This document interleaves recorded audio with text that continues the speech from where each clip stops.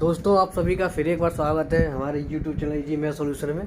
देखिए, आज का जो हमारा टाइप है सवाल का LCS-CF में, इसमें क्या है, हमें वो 4, 5 या 3 कितनी भी संख्या दे सकता है और भाग दे के बोलेगा कि इसमें एक शेषफल बचेगा। अब देखिए इसको करना क्या है। हमें इस टाइप के सवालों में आपको सबसे पहले जो ये संख्या दी है, आपको इन सब संख्याओं का LCM निकालना है। देखिए एलसीएम निकालना तो आप सब जानते ही हैं। देखिए जब इसको मैं 2 से काटूंगा, 15 बार 27।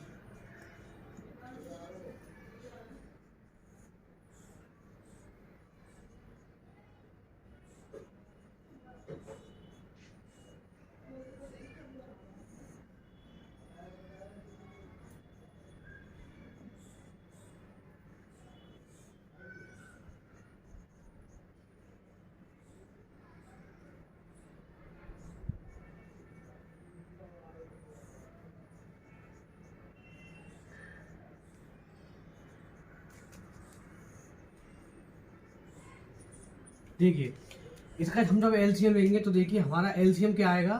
अब यहाँ पे हमारा एलसीएम आएगा 2 बड़ा 3 बड़ा 3 1 2 3। अब देखिए इनका मल्टीप्लाई कैसे करना है। तो इनको जब मैं करूँगा तो इनका आएगा 105 और जब मैं इन दोनों का करूँगा तो ये आएगा 18।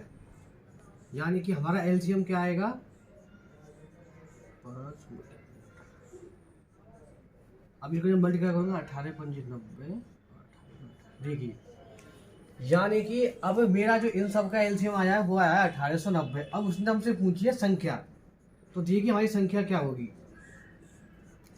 जो आपकी संख्या दे रखी है, आप कौन सा भी का एलसीएम निकालना है, हमें निकाल लिया, जो आया 1890।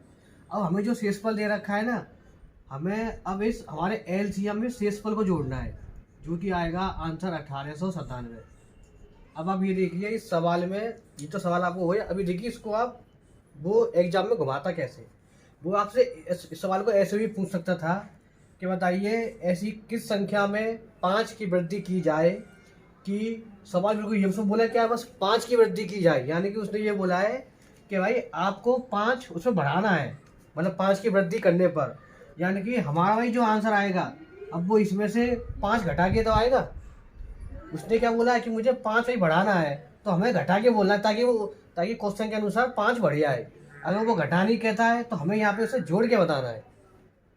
ठीक है दोस्तों, देखिए दोस्तों, इससे पहले वाले सवाल में हमारी संख्याएं बहुत सारी थी, लेकिन उसका शेषफल एक था। इस सवाल में अंतर क्या है, हमारी संख्या जितनी हमारी संख्याएं होंगी उतना ही हमारा शेषफल होगा। मतलब जैसे कि 3 संख्याएं तो 3 शेषफल, 4 संख्याएं तो 4 शेषफल।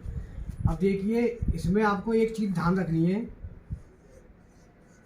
इसमें आपको याद ये रखना है कि मेरी जो संख्याओं का अंतर है ना, जैसे कि देखिए 12 और 10 2 का अंतर, 16 और 2 का अंतर, 24 और 22 2 का अंतर। याद रखना कि इस सवाल को हम जब भी कर सकते हैं जब मेरी प्रत्येक संख्या का अंतर समान होना चाहिए, जब भी सवाल होगा, वरना सवाल होगा ही नहीं। तो देखिए हमने चेक कर लिया हमारा अंतर सेम है। अब देख करना क्या है, आपको ये बोला है भाई, उसने आपको इससे भाग देना है, वही जो हमने अब तक किया था, 12, 16 और 24। देखिए हम जब इनका एलसीएम लेंगे, देखिए एलसीएम लेने का तरीका मैंने आपको बताया था। यहाँ तो हम जब इसको देखिए, इसको 2 से काटूंगा 6 बार, 8 बार, 12 बार, फिर 2 से 3 बार, 4 बार, 6 बार, 2 से 3 बार, 2 बार, 3 बार, 2 से 3 बार, 1 बार, 3 बार, और 3 से 1 1 1। अब देखिए एलसीएम कितना आया, 2 मल्टीप्लाई 2 मल्टीप्लाई 2 मल्टीप्लाई 2 मल्टीप्लाई 3। एक मिनट, देखिए इसका एलसीएम कितना आएगा, 2 मल्टीप्लाई 2 मल्टीप्लाई 2 मल्टीप्लाई 2 मल्टीप्लाई 3। अब देखिए 3 दूनी 6 दूनी 12 दूनी 24 दूनी 48। मैंने पता लगा लिया भाई मेरा एलसीएम आ रहा है 48। अब देखिए जब हमारा शेषफल 1 होता है तो हम उस शेषफल को इसमें जोड़ते हैं। ये संख्या बतानी है, देखिए जब हमारा शेषफल मतलब जैसे कि संख्याएं हो चार, अगर शेषफल एक, जैसे कि शेषफल बचता था एक, एक कहने मतलब है एक संख्या, जैसे कि अभी देखिए, तो उसमें तो हम शेषफल को जोड़ते थे। लेकिन जब मेरी संख्याएं और शेषफल की संख्या बराबर हो जाए, बराबर कहने का मतलब जैसे कि चार संख्या चार शेषफल, तीन संख्या तीन शेषफल, तो आपको ध्यान है जो मैं बताया था कि आपको स्टार्टिंग में दोनों का जो अंतर है, उस अंतर को आपको इसमें से घटाना है, यानी कि 48 डिवाइड बाई 2, यानी कि 46।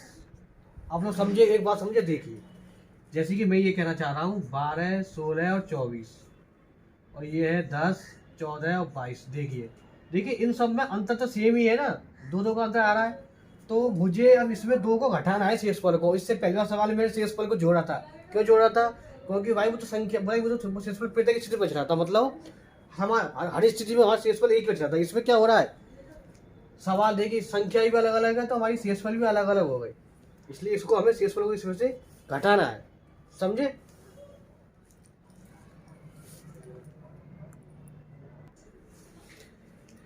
देखिए दोस्तों,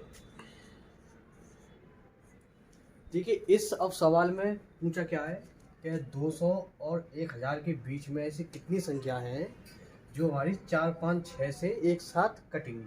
सबसे पहले तो मुझे यही जानना पड़ेगा कि भाई वो ऐसी कौन सी संख्या है छोटी से छोटी जो मेरी 4 5 6 से कट सके। तो सीधी बात है, जब मैं 4 5 6 का एलसीएम लूँगा, ठीक है, जब मैं इनका एलसीएम लूँगा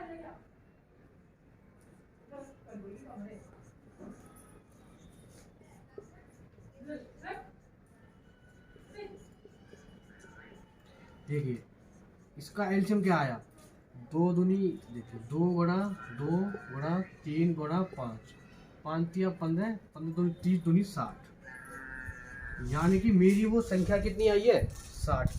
अब देखिए इसने पूछा क्या है हमसे कि आपको ये बताना है कि 200 के बाद की और 1000 से पहले की ऐसी कितनी संख्या है जो 60 से कटेंगी। तो देखिए पहले मैं ये पता करता हूँ कि भाई मैं 200 के बाद कौन सी संख्या घटेगी। देखिए करना क्या है आपको 200 में भाग देना है 60 का, 60 या 180, कितने बचे 20। अब ये देखिए इस संख्या में भाई मतलब मुझे 20 एक्स्ट्रा आ रही है 60 के जवाब देने के बाद, और मुझे भाई ये भाई इससे आगे संख्या चाहिए, यानी कि भाई जब भाई मुझे अगर ये 60 से कटवानी तो मुझे इसमें 40 और जोड़ना पड़ेगा, तभी तो 60 से कटेगी ये। यानी कि मेरी पहली संख्या कितनी आई 240, समझे आई कैसे। अब देखिए अब मैं 1000 में भाग देके दिखाता हूँ। जब मैं 1000 में 60 का भाग दूंगा, 60 एकम 60 बचे 40, 400 और 60 छिंगे 360। अब देखिए इसमें मैंने देखिए इसमें मैंने क्या कहा था, जब मुझे अब लिखाई थी 200 के बाद की संख्या, तो सीधी बात है बाद की संख्या तो ये कब आएगी जब मुझे इसमें कुछ जोड़ना पड़ेगा। मैंने क्या देखा था भाई, जब मैंने इसका 20 में भाग दिया तो भाई इसमें 20 बचा शेषफल, मुझे भाई ये 60 से करने लगी, मुझे इसमें 40 और जोड़ने पड़ेंगे, यानी 240। अब देखिए भाई मुझे अब इससे पहले की बतानी है, जब मैंने इसको 60 में भाग दे के देखा तो भाई मेरे शेषफल कितना आ रहा है 40। भाई मेरी तो भाई मेरी एक कैलकुलेशन कौन सी होगी, जब मैं इसमें से 40 घटा दूंगा, 40 घटा के कितना बचेगा 960, यानी कि इसको मान सकते हैं फर्स्ट नंबर, इसको मान सकते हैं लास्ट नंबर। अब देखिए आपका फॉर्मूला क्या है संख्या निकालने का, लास्ट माइनस एफ, यानी कि last minus first upon LCM plus 1। देखिए लास्ट कितनी है 960 माइनस 240 अपॉन 60 प्लस 1। देखिए जब मैं इसको काटूंगा इससे तो ये कितने बचेंगे, ये बचेंगे 720 अपॉन 60 प्लस 1,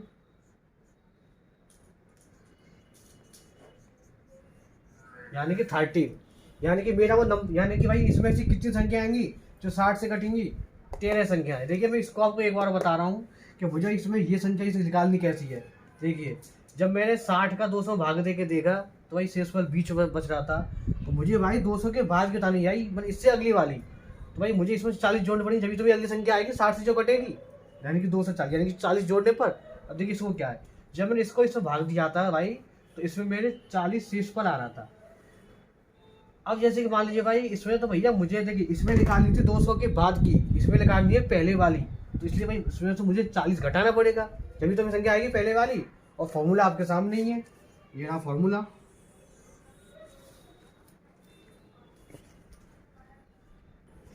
देखो दोस्तों, इन सवालों में बहुत ज़्यादा दिक्कत आती है कि भाई मान लीजिए भाई हमारी संख्याएं अगर बड़ी हो जाए तो हम उनका एचसीएफ कैसे निकालेंगे।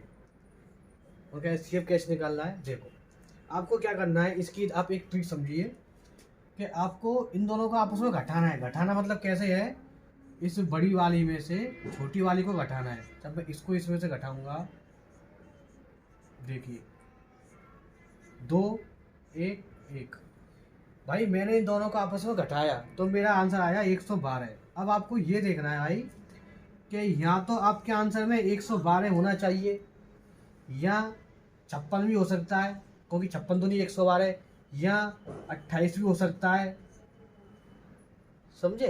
तो देखिए अब आप करना क्या है,